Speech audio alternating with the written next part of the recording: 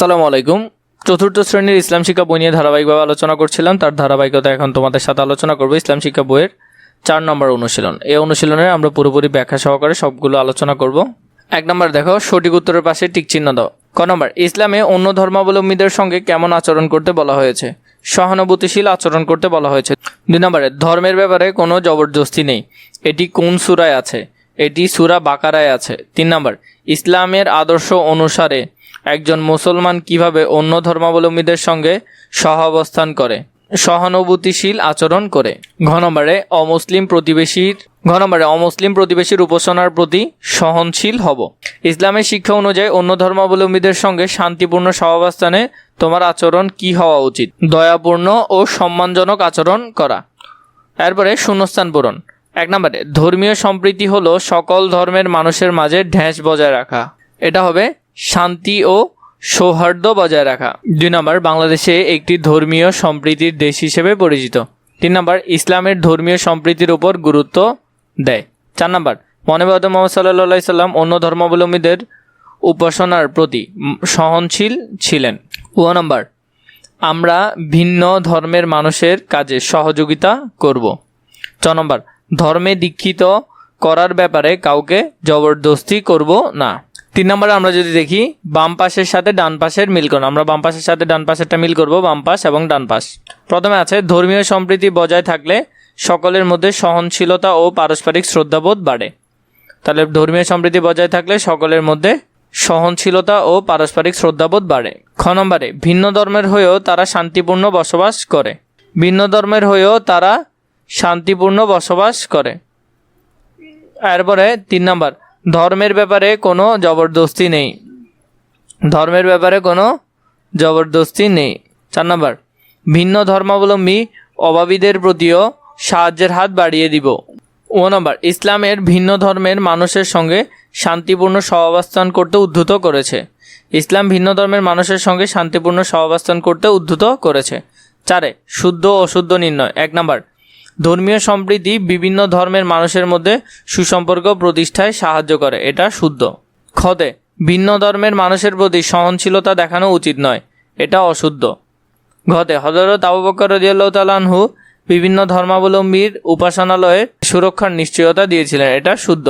ইসলাম ভিন্ন ধর্মের মানুষের প্রতি সহানুভূতিশীল হতে উদ্ধৃত করে। এটা শুদ্ধ। ভিন্ন ধর্মের মানুষের কাজে সহযোগিতার মাধ্যমে আন্তরিকতা বৃদ্ধি পায় না। এটা অশুদ্ধ। চ, সকল ধর্মের মানুষকে মর্যাদা দেওয়া ইসলামের শিক্ষা। এটা শুদ্ধ। 5 নম্বর, সংক্ষিপ্ত প্রশ্ন।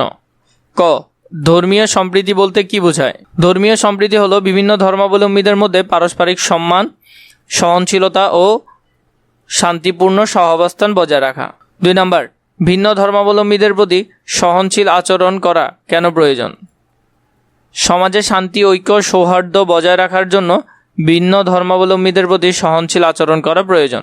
ঘ, মহানবী হযরত মুহাম্মদ সাল্লাল্লাহু আলাইহি সাল্লাম মদিনা সনদ কেন প্রণয়ন করেন? মদিনার ভিন্ন ধর্ম ও গোত্রের মানুষের মধ্যে শান্তি, নিরাপত্তা, ন্যায় বিচার নিশ্চিত করার জন্য মহানবী হযরত মুহাম্মদ সাল্লাল্লাহু আলাইহি সাল্লাম মদিনা সনদ প্রণয়ন করেন।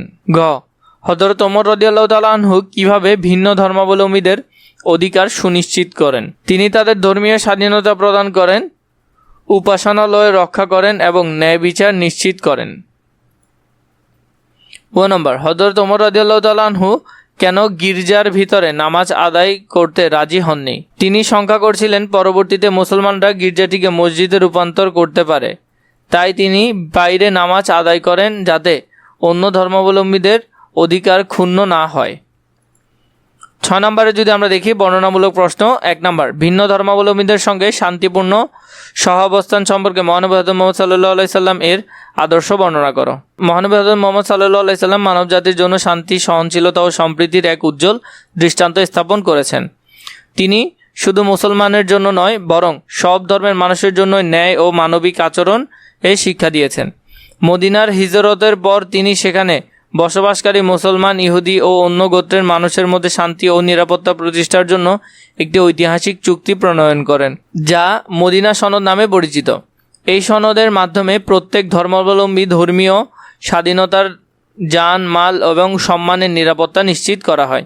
মহানবী হযরত মুহাম্মদ সাল্লাল্লাহু আলাইহি সাল্লাম বিভিন্ন ধর্মাবলম্বীদের প্রতি সদয় আচরণ করতেন। এমনকি এক অসুস্থ ইহুদি ব্যক্তির খোঁজ নিতে গিয়েছিলেন। তিনি কখনো জোরপূর্বক কাউকে ইসলাম গ্রহণে বাধ্য করেননি, বরং যুক্তি, সদাচর ও সহনশীলতার মাধ্যমে মানুষকে সত্যের পথে আহ্বান করেছেন। তিনি সবসময় ন্যায় বিচার প্রতিষ্ঠা করেছেন, এমনকি যদি তা ভিন্ন ধর্মাবলম্বীদের পক্ষেও যায়। তার এই আচরণ সমাজে শান্তি ও পারস্পরিক বিশ্বাস গড়ে তুলেছিল। উপসংহার: মহানবী হযরত মুহাম্মদ সাল্লাল্লাহু আলাইহি সাল্লাম এর আদর্শ অনুসরণ করলে আমরা একটি শান্তিপূর্ণ, সহনশীল ও সম্প্রীতিময় সমাজ গঠন করতে পারি। 2. ভিন্ন ধর্মাবলম্বীদের সঙ্গে উত্তম আচরণের উপায়সমূহ লেখো। ভিন্ন ধর্মাবলম্বীদের সঙ্গে উত্তম আচরণ করা ইসলামের গুরুত্বপূর্ণ শিক্ষা। এটি সমাজে শান্তি ও সৌহার্দ্য বজায় রাখতে সাহায্য করে। প্রথমত, তাদের ধর্ম ও বিশ্বাসকে সম্মান করতে হবে। কাউকে তার ধর্ম নিয়ে উপহাস করা বা কটূক্তি করা উচিত নয়।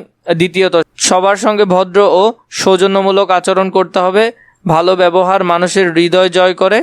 তৃতীয়ত, ন্যায় বিচার প্রতিষ্ঠা করতে হবে। ভিন্ন ধর্মাবলম্বী হলেও কারো প্রতি অন্যায় করা যাবে না। চতুর্থত, বিপদে আপদে তাদের সাহায্য করতে হবে, এতে পারস্পরিক ভালোবাসা বৃদ্ধি পায়। পঞ্চম, গালিগালাজ ও বিদ্বেষপূর্ণ আচরণ পরিহার করতে হবে। ষষ্ঠত, একে অপরের সাথে শান্তিপূর্ণ বসবাস করতে হবে এবং সামাজিক কাজে অংশগ্রহণ করতে হবে। উপসংহার: এই উপায়গুলো অনুসরণ করলে ভিন্ন ধর্মাবলম্বীদের মধ্যে সুসম্পর্ক ও সম্প্রীতি গড়ে ওঠে। ঘদে ভিন্ন ধর্মাবলম্বীদের সাথে শান্তিপূর্ণ সহাবস্থানের উপায়সমূহের একটি তালিকা তৈরি করো। তালিকাটি শান্তিপূর্ণ সহাবস্থানের একটি সুন্দর সমাজ গঠনমূলক মূল ভিত্তি। নিচে কিছু গুরুত্বপূর্ণ উপায় দেওয়া হলো। 1. পারস্পরিক সম্মান বজায় রাখা। 2. ধর্মীয় সহনশীলতা প্রদর্শন করা। 3. প্রত্যেকের ধর্ম, প্রত্যেকের স্বাধীনতা নিশ্চিত করা। 4. একে অপরের অধিকার রক্ষা করা। 5. ঝগড়া, বিবাদ ও সংঘর্ষ এড়িয়ে চলা। 6. আলোচনা ও সংলাপের মাধ্যমে সমস্যার সমাধান করা। 7. সামাজিক ও মানবিক কাজ একসাথে অংশগ্রহণ করা। 8. বিদ্বেষ ও ঘৃণামূলক আচরণ পরিহার করা। 9. ন্যায় বিচার লক্ষ্য করা। 10. দেশের আইন মেনে চলা। এই উপায়গুলো অনুসরণ করলে সমাজে শান্তি, নিরাপত্তা ও ঐক্য প্রতিষ্ঠিত হয়।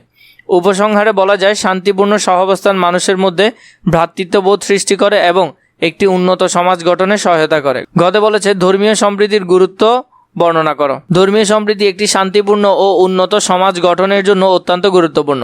এটি মানুষের মধ্যে পারস্পরিক শ্রদ্ধা, ভালোবাসা ও সহনশীলতা সৃষ্টি করে। প্রথমত, ধর্মীয় সম্প্রীতি সমাজে শান্তি বজায় রাখে। যখন মানুষ একে অপরের ধর্মকে সম্মান করে তখন সংঘর্ষ ও হিংসা কমে যায়। দ্বিতীয়ত, একটি জাতীয় ঐক্য গড়ে তোলে। ভিন্ন ধর্মের মানুষ একসাথে বসবাস করে দেশের শক্তি বৃদ্ধি পায়। তৃতীয়ত, ধর্মীয় সম্প্রীতি অর্থনৈতিক ও সামাজিক উন্নয়নে সহায়তা করে, কারণ শক্তিপূর্ণ পরিবেশের মানুষে কাজ করতে পারে। তৃতীয়ত, ধর্মীয় সম্প্রীতি অর্থনৈতিক ও সামাজিক উন্নয়নে সহায়তা করে, কারণ শান্তিপূর্ণ পরিবেশে মানুষ কাজ করতে পারে। চতুর্থত, এটি মানুষকে সহনশীল ও দায়িত্বশীল নাগরিক হিসেবে গড়ে তোলে। পঞ্চম, ধর্মীয় সম্প্রীতি মানবতার বিকাশ ঘটায় এবং ভ্রাতৃত্ববোধ সৃষ্টি করে। ইসলাম ধর্ম সম্প্রীতির শিক্ষা দেয়। মহানবী হযরত মুহাম্মদ সাল্লাল্লাহু আলাইহি সাল্লাম এর জীবনে এর বাস্তব উদাহরণ স্থাপন করেছেন।